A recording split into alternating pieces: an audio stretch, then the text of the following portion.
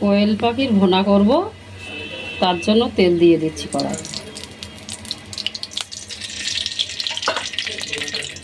গোটা জিরে দিয়ে দিলাম অল্প করে, আর তেজপাতা দিয়েছি। বাটা পেঁয়াজ ব্যবহার করব, তার জন্য অল্প করে পেঁয়াজ দিয়ে দেবো। অল্প করে পেঁয়াজ দিলাম, আমি আবার বাটা পেঁয়াজ ব্যবহার করব, তার জন্য গোটা পেঁয়াজ অল্প দিয়ে দিয়েছি।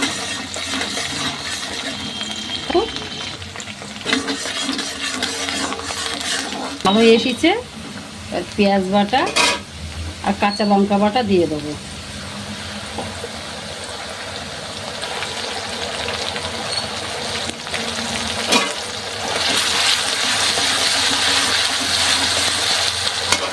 সব মশলা দিয়ে দেবো, আদা আর রসুন বাটা, পরিমাণ মতো শুকনো লঙ্কা বাটা, পরিমাণ মতো লবণ দিয়ে দেবো।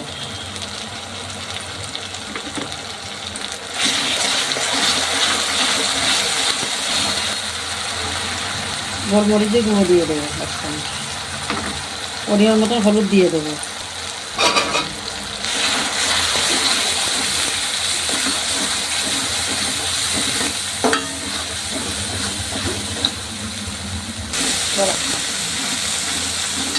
মশলা হলুদ দিয়েছে প্রায়, তাও অল্প করে একটু জল দিয়ে দেবো, খুব সামান্য।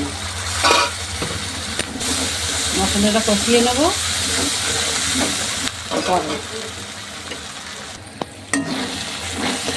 মশলা তো তেল ছেড়ে দিয়েছে, এবার দই ফাটানো দিয়ে দেবো, টক দই।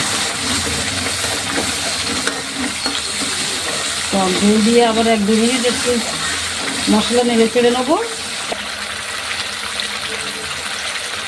একে একে পাখিগুলো দিয়ে দেবো।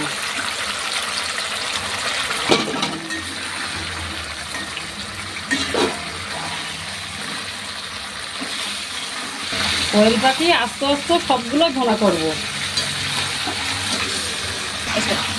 কোয়েল পাখিগুলো পরিষ্কার করে পেটের নাড়িগুলি বার করে নিয়ে আবার মশলা দিয়েছি। পরিষ্কার করে পেটের নাড়িগুলি ফেলে দিয়ে সুন্দর করে ধুয়ে আবার সমস্ত করে সেলাই করে দিয়েছি, যাতে কোয়েল পাখি মানে ফাঁকা না হয়ে যায়, তার জন্য এই কাজটা করা। দেখতে থাকেন কেমন করে কোয়েল পাখির ভুনা তৈরি করে।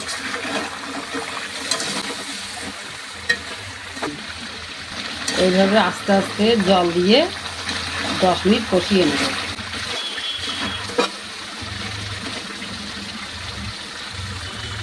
অল্প অল্প জল দিয়ে কষাই নিতে হবে।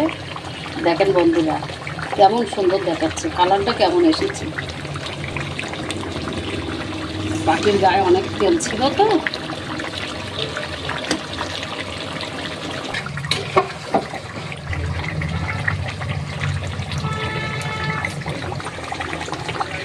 কষানো হয়ে গিয়েছে, এবার অল্প পরিমাণে একটু জল দিয়ে দেবো। 10 মিনিটের জন্য ঢাকা দিয়ে দেবো। এবার হয়ে যাওয়ার মতন হয়েছে, একটু অল্প করে দুধ দিলাম।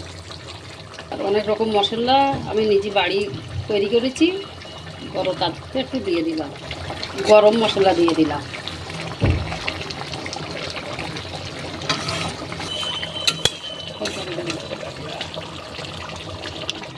পাখির মাংস রান্না হয়ে গিয়েছে, এবার একটু মরিচের গুঁড়ি দিয়ে দেবো।